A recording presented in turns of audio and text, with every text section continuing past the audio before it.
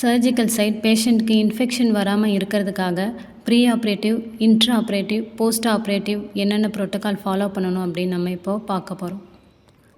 Pre ஆப்ரேட்டிவில் பேஷண்ட்க்கு slit lamp examination பண்ணும்போது congestion, hordeolum externum, blepharitis, discharge ஏதாவது இருக்கான்னு டாக்டர்ஸ் செக் பண்ணணும்.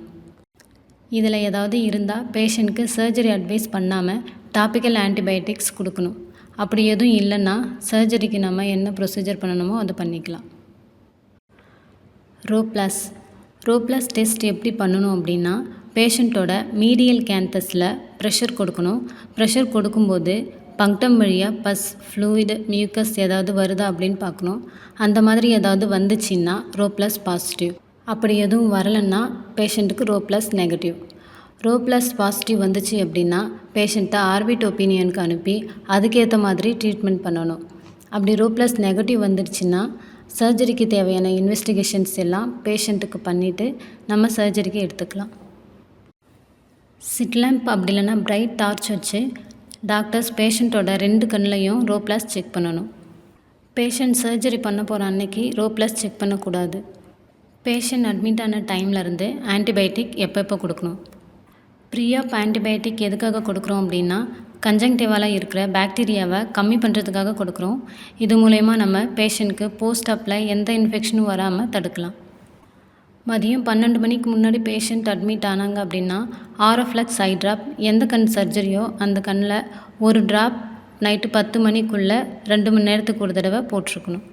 மதியம் 12 மணிலேருந்து சாயங்காலம் 4 மணிக்குள்ளே அட்மிட் ஆனாங்க அப்படின்னா நைட்டு 10 மணிக்குள்ளே அவங்க 1 hour ஒன்ஸ் அந்த ட்ராப்ஸ் போட்டிருக்கணும். சாயங்காலம் 4 மணிக்கு மேலே அவங்க அட்மிட் ஆகியிருந்தாங்க அப்படின்னா நைட்டு 10 மணிக்குள்ளே 1/2 hour ஒன்ஸ் அந்த ட்ராப் அவங்க போட்டிருக்கணும். பிளாக் ரூமில் பேஷண்ட் க்ளீன் ட்ரெஸ் போட்டிருக்காங்களா அப்படின்னு பார்க்கணும். பேஷண்ட் ஓட்டிக்குள்ளே என்ட்ராகிறதுக்கு முன்னாடி அவங்கள முகம், கை, கால் எல்லாமே கழுவிட்டு வர சொல்லணும். அவங்களுக்கு கேப், ஷூ போடணும்.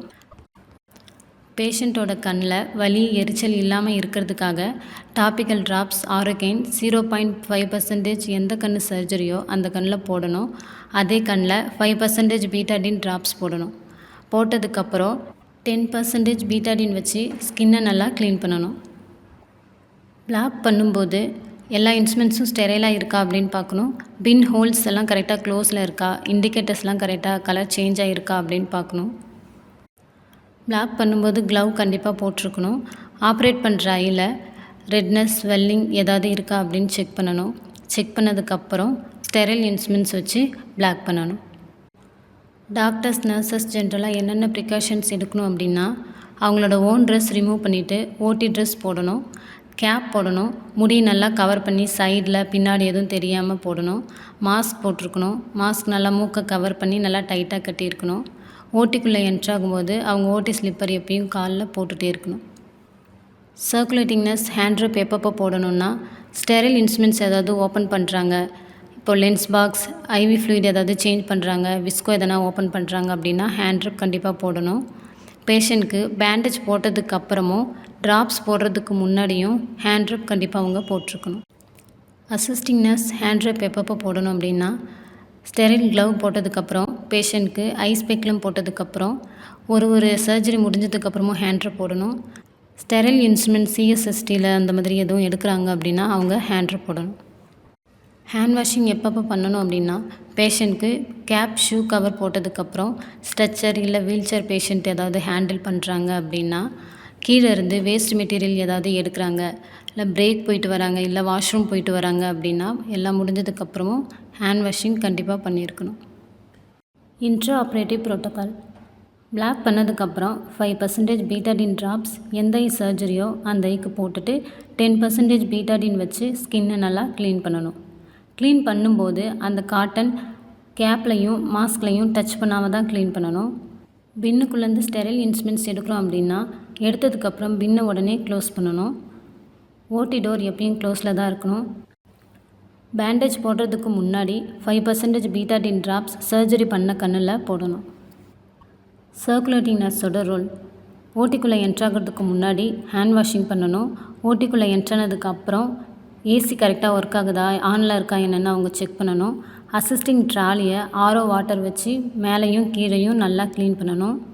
எல்லா இன்ஸ்ட்ருமெண்ட்ஸ் பின்னும் க்ளோஸில் இருக்கா, கலர் சேஞ்ச் ஆகிருக்கா என்னென்னு அவங்க செக் பண்ணணும்.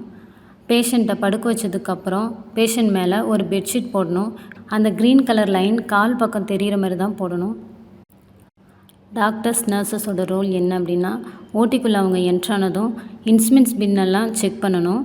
சர்ஜன்கிட்ட ஆட்டோக்ளேவ் ரெஜிஸ்டரில் சைன் பண்ண சொல்லணும். சர்ஜன் ஆட்டோக்ளேவ் ரெஜிஸ்டரில் என்னென்ன செக் பண்ணணும்னா, இண்டிகேட்டர் கலர் கரெக்டாக சேஞ்ச் ஆகிருக்கா என்னென்னு பார்க்கணும். எக்ஸ்பைரி டேட், சிஎஸ்எஸ்டியில் இதெல்லாம் செக் பண்ணி சைன் பண்ணியிருக்காங்களா என்னென்னு பார்த்துட்டு அவங்க சைன் பண்ணதுக்கப்புறம் தான் அவங்க வாஷ் பண்ணவே போகணும். ஸ்க்ரப் பண்ணுறதுக்கு முன்னாடி அவங்க வாட்ச், ரிங் ஏதாவது போட்டிருந்தாங்க அப்படின்னா அதை ரிமூவ் பண்ணணும். நெயில் ஏதாவது இருந்தால் அவங்க கட் பண்ணிட்டு தான் வாஷ் பண்ணணும். ஸ்க்ரப்பிங் ப்ரொசீஜர் எல்லாமே அவங்க கரெக்டாக பண்ணியிருக்கணும்.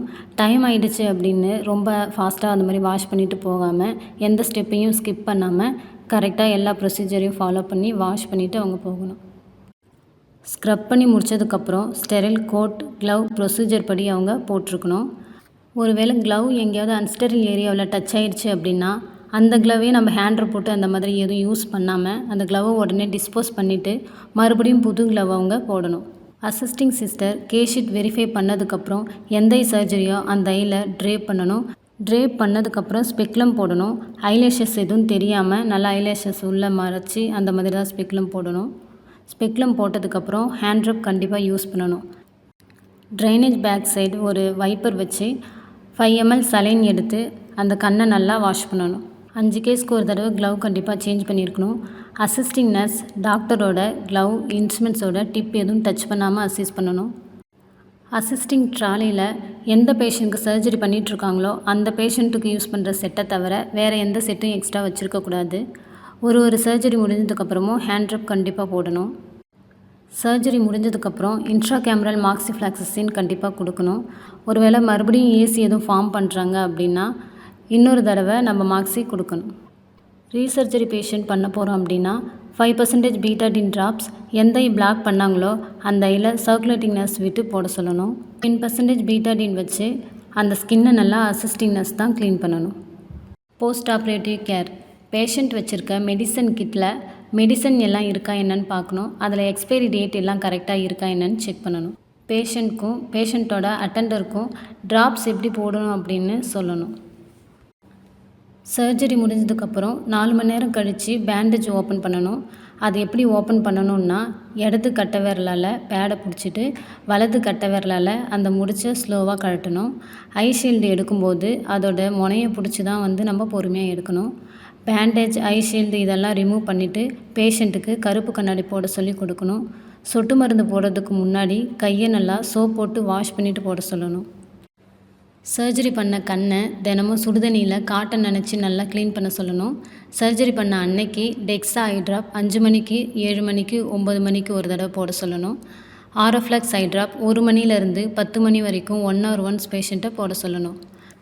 பேஷண்ட் வேறு ஏதாவது ட்ராப் அப்படி இல்லைனா சிஸ்டமிக்காக ஏதாவது மெடிசின் எடுத்துகிட்டு இருக்காங்க அப்படின்னா அதை எப்பவுமே போல் கண்டினியூ பண்ணிக்க சொல்லலாம். பேஷண்ட்டுக்கு ஜென்ரலாக என்னென்ன இன்ஸ்ட்ரக்ஷன் சொல்லணும் அப்படின்னா, கண்ணை தேய்க்க சொல்லக்கூடாது. ஒரு ட்ராப்ஸ் போடும்போதும் ஒரு சொட்டு மட்டும் போட்டால் போதும் அப்படின்னு சொல்லணும்.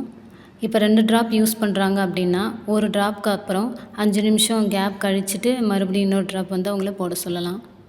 ட்ராப்ஸில் சேஃப்டி பின்னு அப்படி இல்லைனா வேறு ஏதாவது வச்சு ஓட்ட போடக்கூடாதுன்னு பேஷண்ட் கிட்ட சொல்லணும்.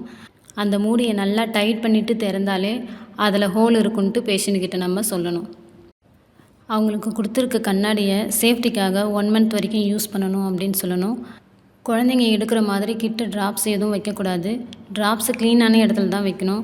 பேஷண்ட் ட்ராவல் பண்ணும்போது அந்த கருப்பு கண்ணாடி கொடுத்துருக்கிறத போட்டுட்டு தான் ட்ராவல் எங்கேயாவது பண்ண சொல்லணும். எங்கேயாவது ரொம்ப வெயிலான இடத்துக்கு இல்லை டஸ்ட்டான இடத்துக்கு எதுவும் போகிறத அவாய்ட் பண்ண சொல்லணும். கண் கொஞ்சம் உறுத்தலாக இருக்கிறது, தண்ணி வடிஞ்சிட்டு இருக்கிறது, கொஞ்சம் கண் சிகப்பாக இருக்கிறது, இது எல்லாமே நார்மல் தான்னு பேஷண்ட் கிட்ட நம்ம சொல்லணும்.